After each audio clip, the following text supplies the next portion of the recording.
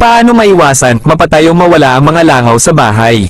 Isa sa mga karaniwang problema sa mga tahanan ng mga langaw o flies. Sadyang nakakairita ang mga ito at ang kalusugan ng pamilya ang nakasalalay kapag hindi natin naiwasan ang mga ito. The presence of houseflies are not just annoying. It also poses a threat to our health because it can possibly carry bacteria that can cause diseases such as typhoid, dysentery and cholera.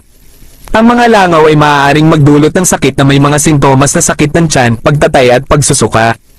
Ang mga halimbawa ng sakit ay cholera, typhoid fever at gastroenteritis.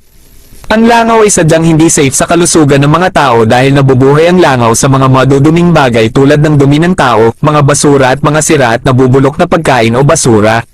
Bibigyan namin kayo ng idea kung paano na ikakalat ng mga langaw ang mga iba't ibang sakit. Inilalabas ng langaw ang likido mula sa kanyang sikmura para kumain. Ginagamit niya ang kanyang suka para tunawin ang mga